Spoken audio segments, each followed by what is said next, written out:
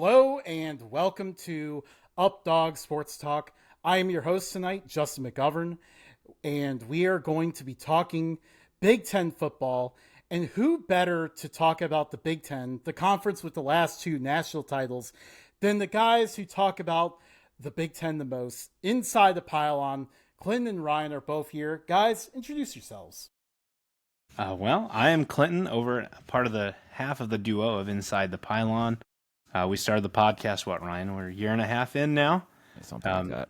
Due to my love of forever living in Big Ten country. And I guess technically, Ryan, you forever lived in Big Ten country now that we've expanded to the West Coast. Some are saying Las Vegas, Big Ten country.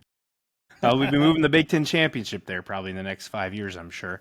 But we've had a lot of fun with it so far. Wonderful platforms like what you guys run, interacting with us helps us grow the show, and we really appreciate that.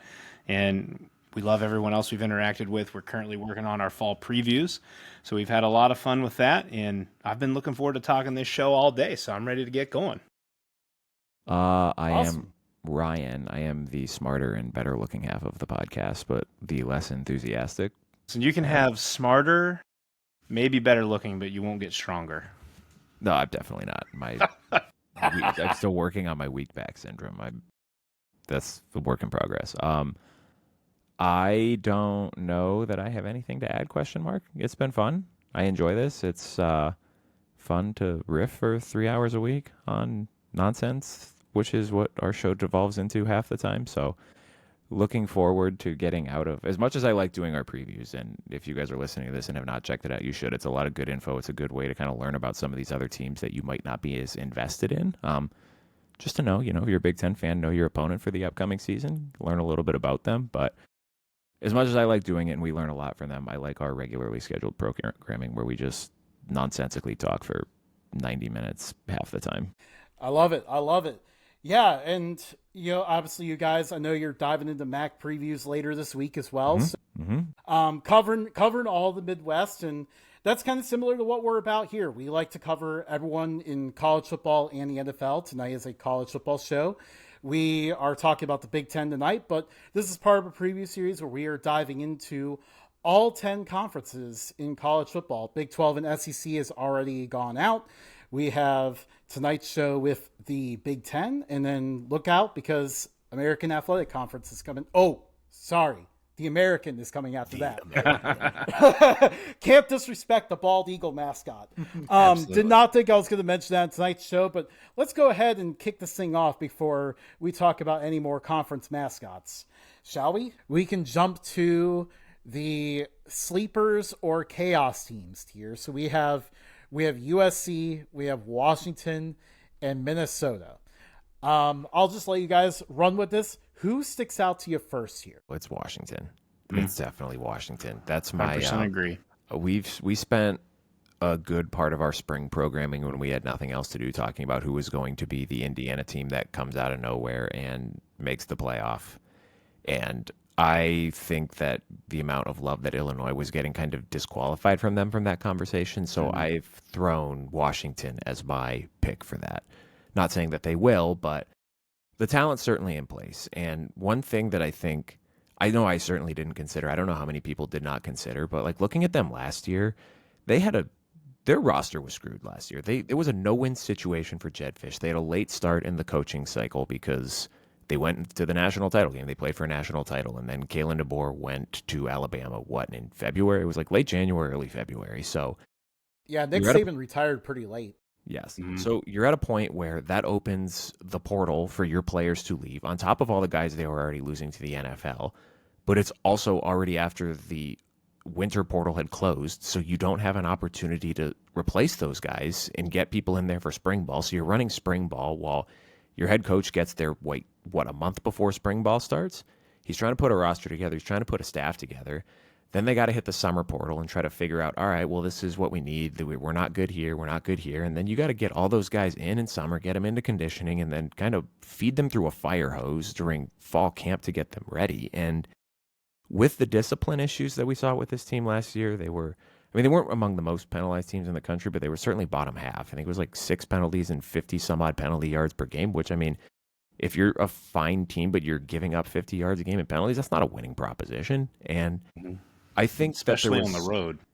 Right, especially on the road when you are the westernmost outpost in your Midwest Conference. That's not an easy proposition at all. And I think so much of Washington's year last year was just trying to get their feet settled in the Big Ten with a new staff and with a new roster. And with what they have this year, I mean, I love Damon Williams at quarterback. I think he's a much better fit for the Jed Fish offense than Will Rogers was. That just was such a weird marriage. And I mean, I think they made the best out of it because the guy committed to run the DeBoer offense, and then DeBoer leaves, and he's like, by the way, I'm not taking you with me to Alabama. I'm taking Austin Mack, and I already have Jalen Milroe. So he's kind of sitting there like, well, shoot, now it's February, and I don't have a home, so I guess I'll just stick it out here. And he was fine, but I think Damon Williams is like, he's more Noah Fafita than Will Rogers is, so that's going to give a certainly different component to this offense this year. You have what should be one of the best running backs in the Big Ten in Jonah Coleman. You have one of the best wide receivers in the Big Ten in Denzel Boston. You have a really good secondary. I mean, Ephesians Pryzok's a really good cornerback. You supplement him with Takario Davis, who was with Jed Fish at Arizona. He's a unit at cornerback, so you have one of the better Big Ten cornerback tandems. The issue is you could not stop the run last year, and if you don't get that figured out, you're kind of up the creek without a paddle because everyone in the Big Ten runs the ball well. And if you can't stop the run, you're kind of limiting your ceiling with that. So if they figure that out, they could be a really pesky, fun team to watch this year. I mean, they're going to be a fun team to watch this year anyway. I think that offense is going to be dynamite, but that's my pick as far as who are we looking at here who could, I mean, and even if it's not make legitimate playoff noise, like you look at some of the teams that they have on this schedule, they can, potentially ruin somebody's playoff hopes for sure, given who they get at home. Absolutely.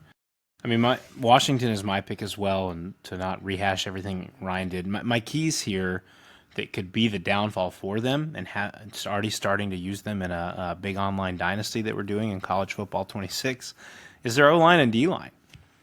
You got to protect Damon Williams. The one benefit you get is he's mobile, and he's athletic. He can create plays, and Fish did a great job with him. I think back to the Michigan game last year where they got him involved more, and he made some key plays with his legs for them, extending plays. But the D-line, Ryan hit it on the head. If you can't stop the run, what's the best way to control a road environment? When you're on the outside of hitting like a bomb big play, I'm just going to punch you in the mouth repeatedly and just slowly kill your crowd, and you have nothing.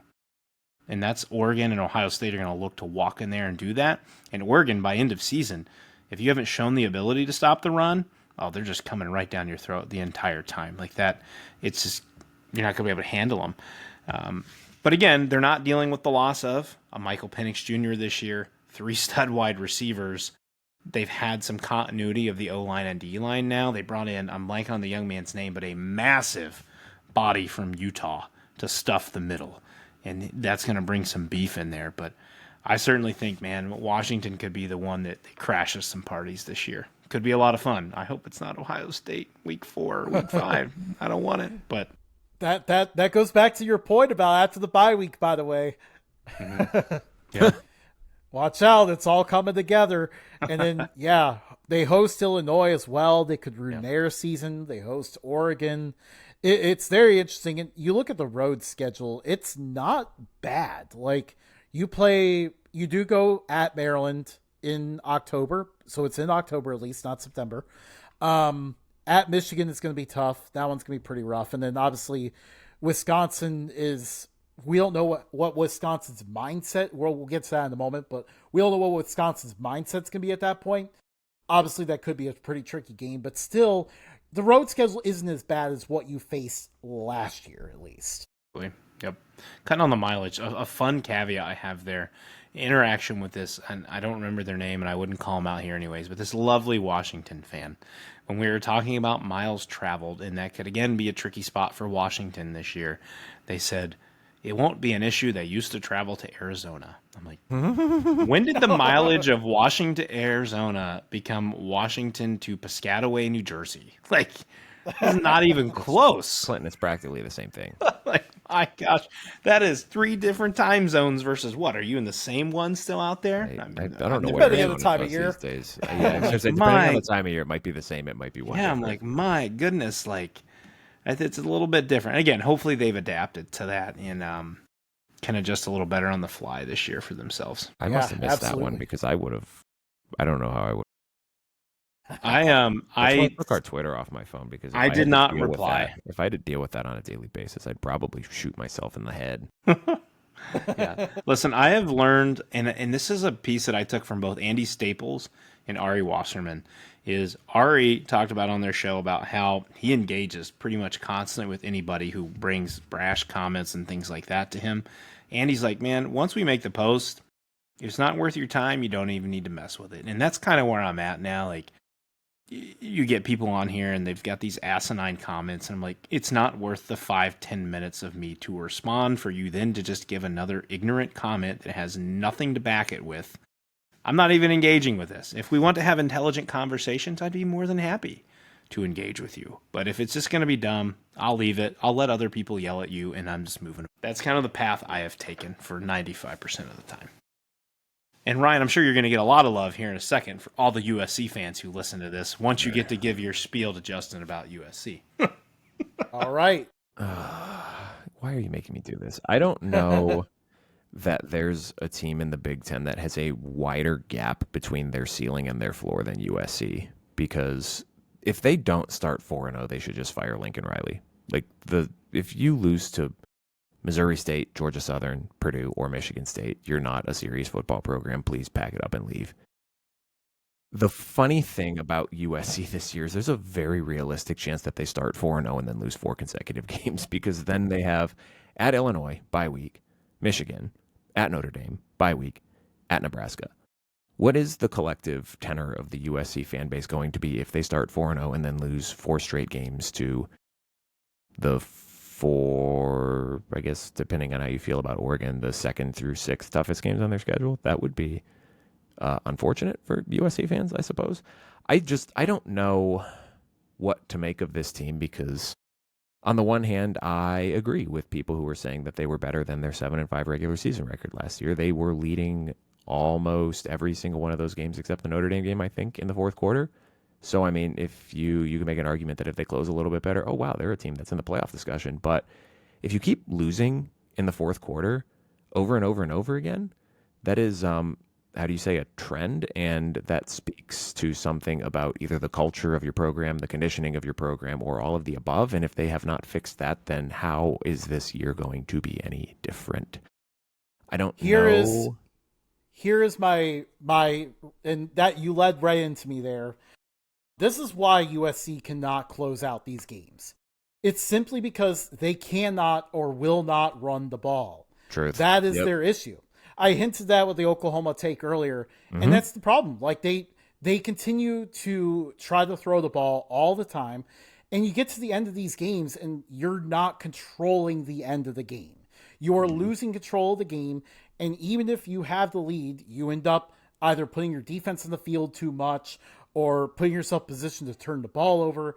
And we see these other teams come back and they end up losing games they had no business losing. Like the Maryland game. They had no business losing that game. They saw, I think they snatched defeat from the jaws of victory against Michigan. And you can count down all the several other games. And I think it's starting to come to a head, especially in the Big Ten, in a conference where your opponents are running the ball to salt the game away, and you're not doing that. So really, it all comes down to, for USC, like they're a fun preseason team to talk about. I can see people on the hype train.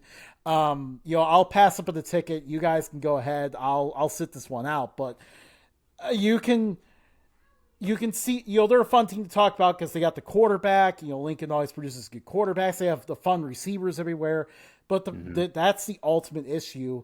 And it's going to take an entire philosophy change for Lincoln Riley for this USC team to turn it around, or we are going to see the same episode again. I've known people that worked with him. He's a good person. I really hope that he does that, but he really needs to take a deep internal look into what's going on at the end of these games in order to change what's going on there. It's not, the defense got blamed for a little bit. Maybe this is the year they learn that, but we'll have to see. Well, they definitely took a step forward defensively last year, and I think they will take another one this year because I like Danton Lynn, or however you pronounce his first name. He's a good defensive coordinator, and he made a lot out of a defense that was bad. That's truly bad the year before he got there. So I think that unit can take a step forward this year. But I mean, You talk about the running game. They had good running backs last year. Woody Marks was fantastic. Quentin Joyner was really good. And they have neither of those guys this year. And their starting running back, allegedly, or the guy who's Junkyard Dog. Yeah, from New Mexico? FCS. New Mexico State?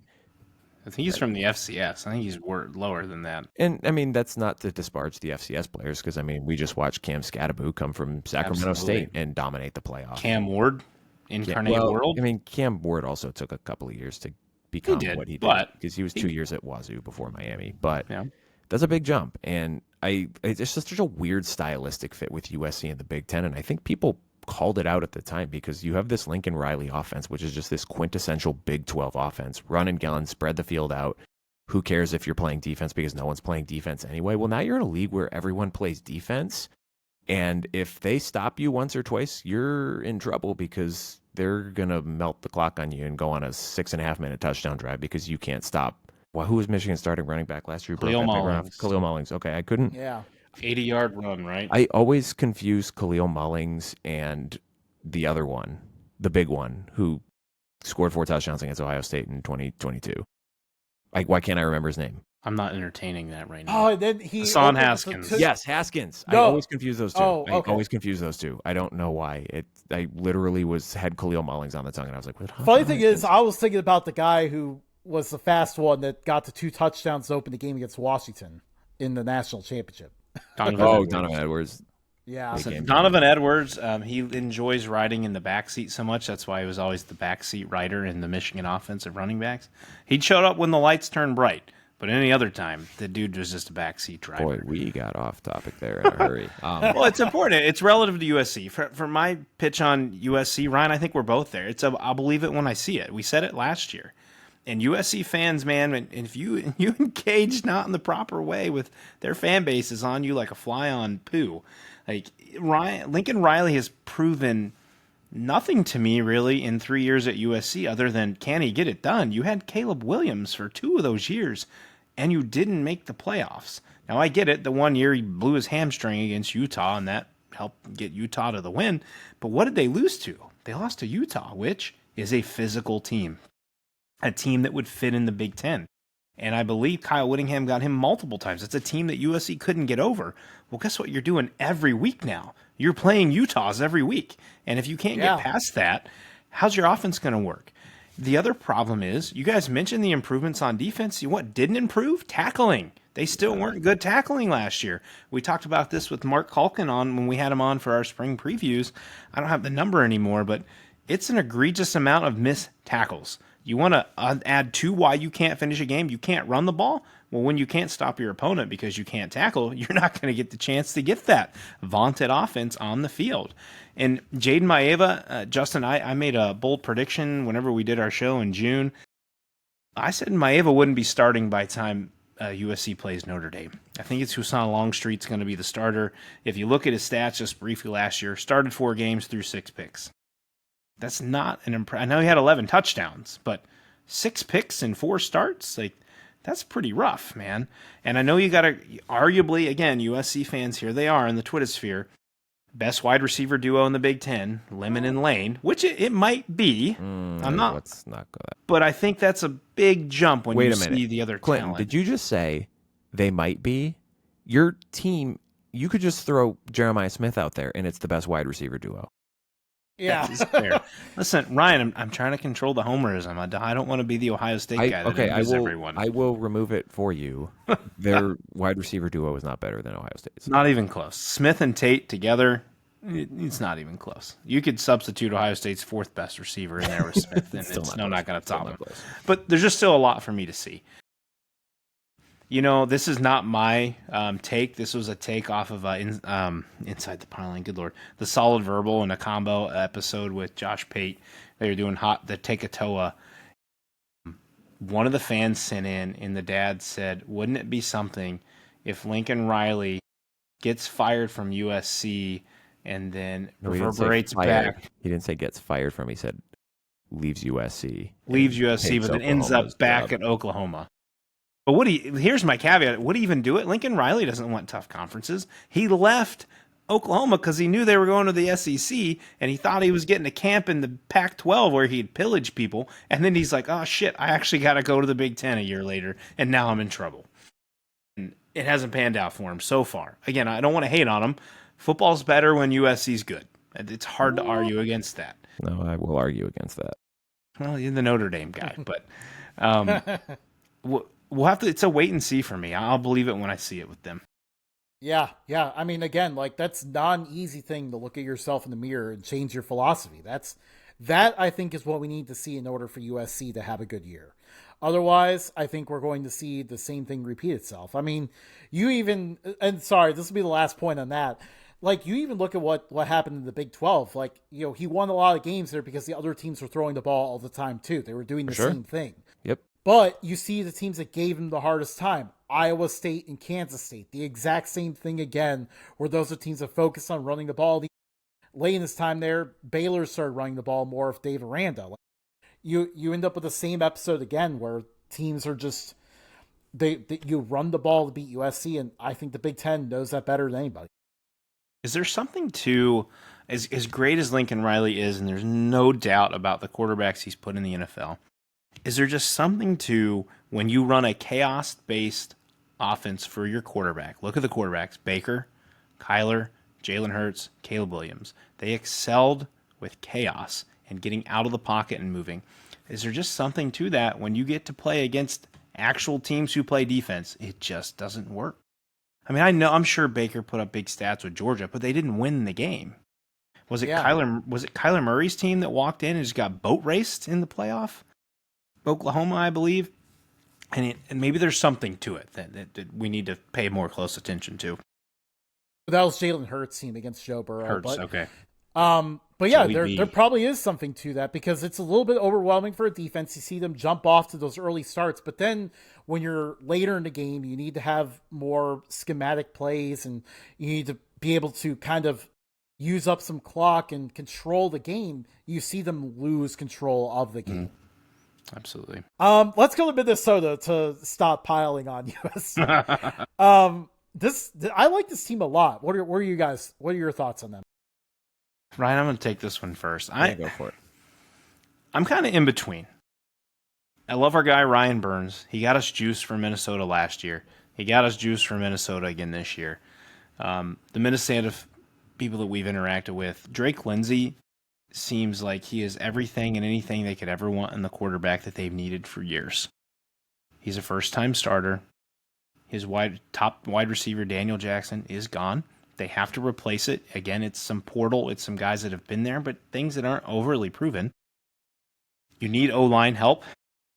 You've just lost one to the NFL this year. You lost Phillip Daniels to Ohio State, who was going to be a projected starter most likely, and the tackle for Minnesota.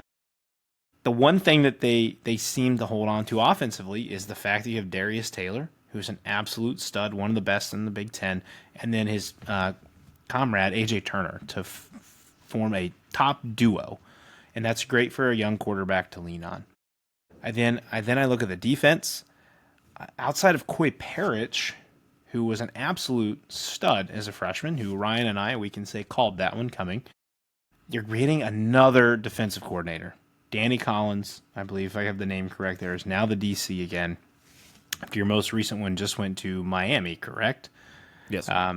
So you have to facilitate that again. And again, they probably keep the scheme somewhat similar. We just talked about this with Tony Gerdeman, this on our past fall preview with Ohio State. Is like they're not going to reinvent the wheel with what worked from last year that got them a natty. They'll facilitate some new stuff in, but they'll have a base there. So it's just I want to believe in Minnesota, and I want to be in the fan club, but then I feel like you're just going to look back and it's 8-4 again. And again, that's not a bad thing. PJ Fleck is super consistent at 8-4. What was his best year? 10-2 maybe. I think they dropped the last one of the year with Wisconsin. He's successful. He's a great coach, but can he get you, to speak of, out of this tier instead of being a sleeper or a chaos team? Can he ever get you to? Can he crash the playoff team? And maybe Drake Lindsey's the one, but you got to have pieces around him to do it. no one believes me. I still question the fact that if Minnesota's not where they need to be this year, I know Coy Parrish is a hometown guy. Money talks, man. Money talks. I'm not sold that he'll stay at Minnesota for one more year. If he's got a chance like a Bama, a Georgia, Ohio State call, and you get a chance to win a natty, it's hard to talk when you can get the money and get the natty and get to the NFL draft because you get a year of that team. I don't know. It's hard to tell. I think Minnesota at least can sell their draft productivity. Like they have put guys in the NFL over and over again. You can point to Antoine Winfield Jr. He's doing big things for the Buccaneers and go, hey, stick around. How about you? Absolutely. And it's not like Minnesota's hurting for money. I'm actually surprised like they don't continue to keep recruiting better just because Minneapolis is a pretty good market. But you look at one thing there and lots of pieces to come together. We've seen in the last few years, they kind of drop that early game that's like, oh, what's going on? So, like, which one do you think could be that game if that were to happen? Would that be Buffalo or Cal? Boy. I think it's Buffalo. Yeah, I like Buffalo heading into this year. I think they're a good sleeper MAC team. Weird Thursday night game.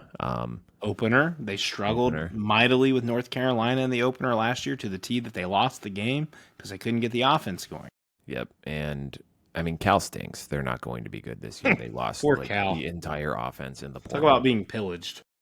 Yeah, that's just and that's you're starting a true freshman redshirt freshman quarterback, and he certainly seems to have plenty of talent, and I think he could potentially be a ceiling elevating player for Minnesota. If not in 2025, then definitely in 2026. And Clinton, I could not vehemently disagree with your Coy Parrish take anymore because their defensive coordinator is their safeties coach who recruited them, who's been there forever, who's been the guy who's been putting people into the NFL. He's not leaving. It's not going to happen. Listen, our guy, last year, Dub swore up and down Dylan Thieneman would not leave Purdue. And okay, but Purdue was a train wreck.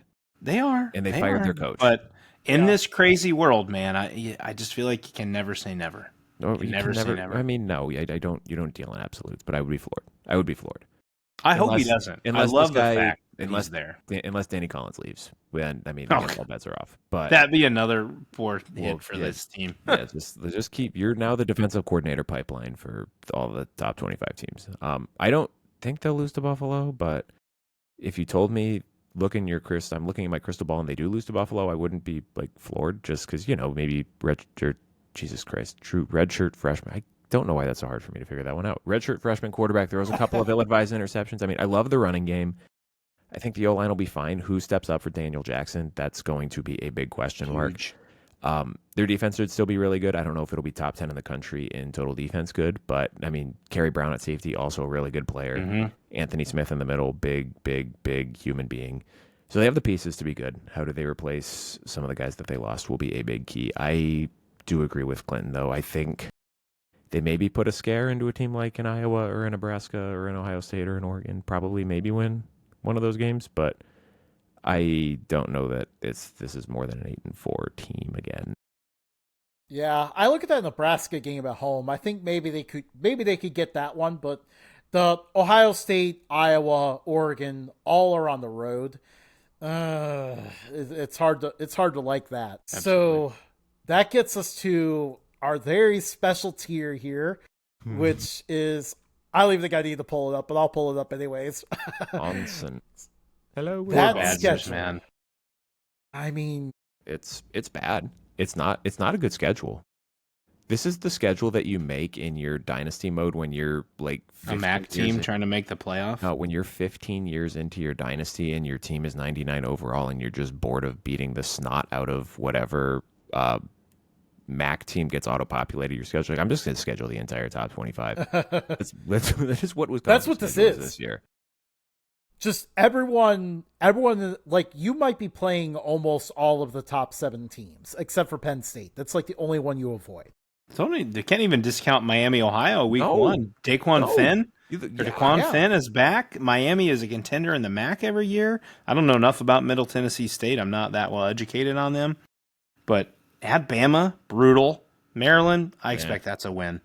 At Michigan, I mean, in theory, I think Wisconsin has the ability to be in the tier of they could cause some chaos. I'm not saying the playoff, but they could cause chaos by beating people.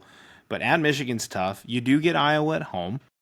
Ohio State's at home. I've seen good Ohio State teams walk into Wisconsin and lose. I've also seen them go in and kill them. You got to go out west to Oregon. You get Washington home, Indiana, Illinois, at Minnesota. Like, it's, oh my goodness, Luke Fickell can't catch a break. And this could be hit.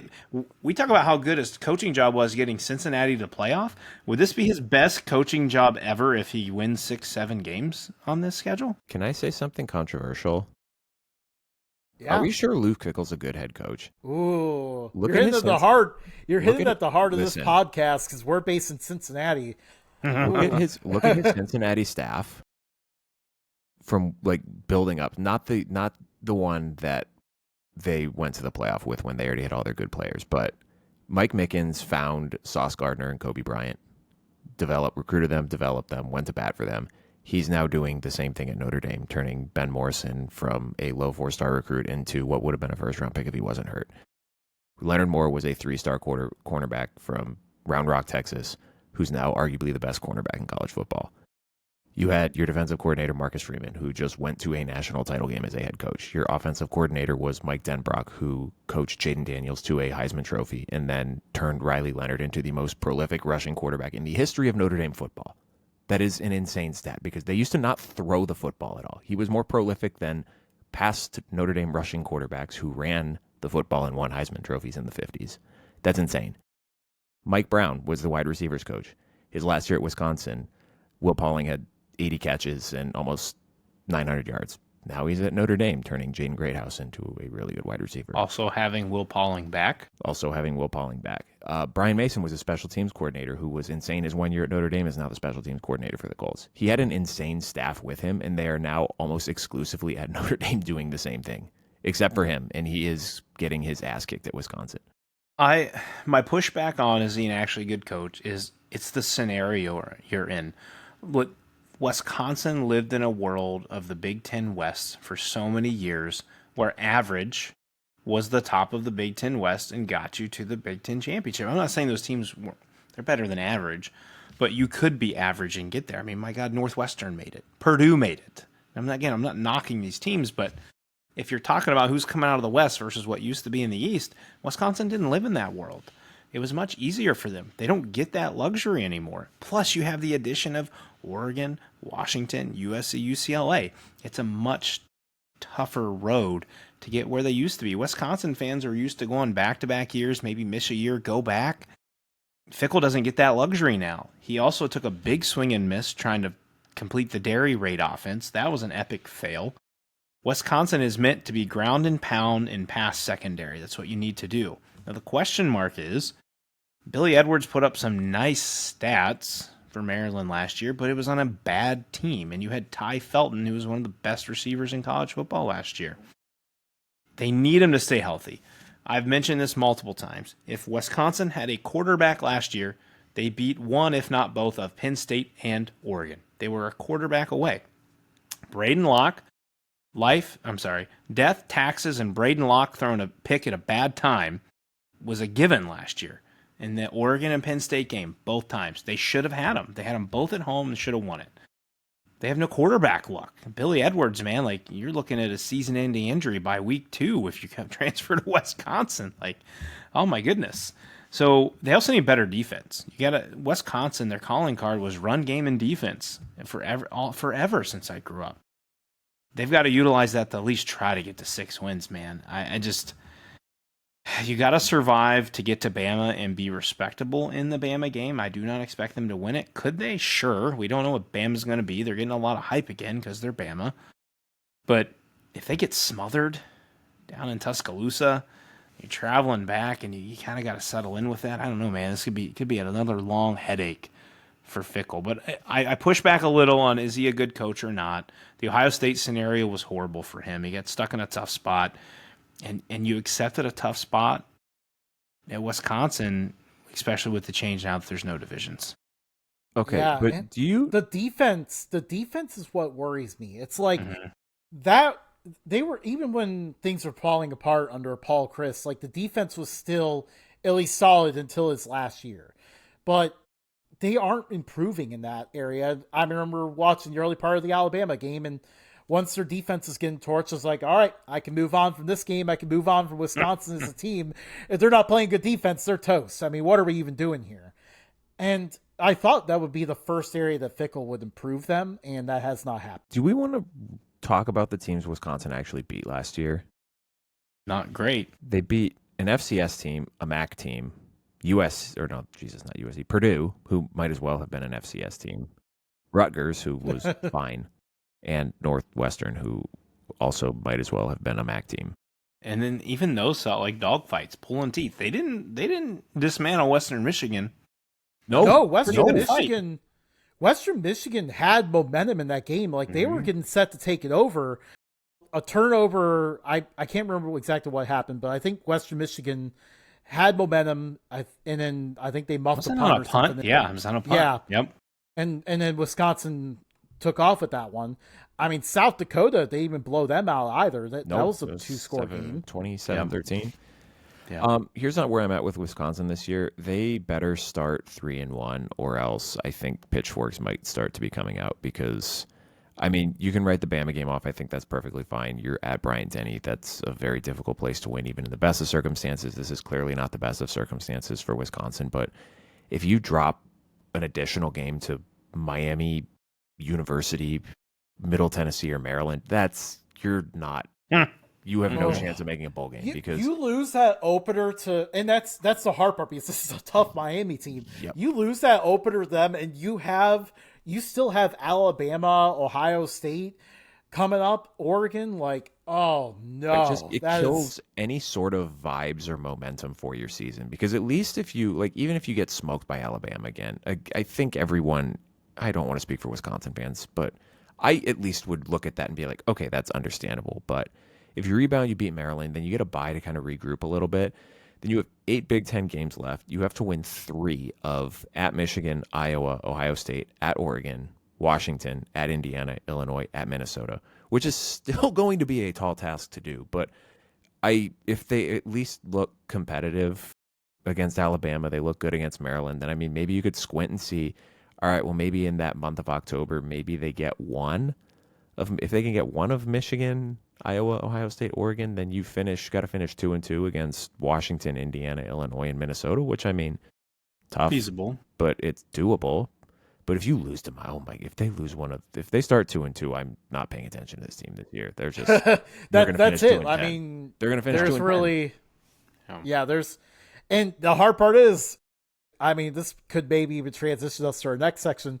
That's Maryland. That's not just Maryland. You're playing them in September. I know the joke kind of died last year when they lost to Michigan State. That was one where I was like, oh no, this is going to be a bad year for Maryland when they lost to Michigan State in September. Yeah. You guys can go ahead. How about you plug your socials? Where can the people find you?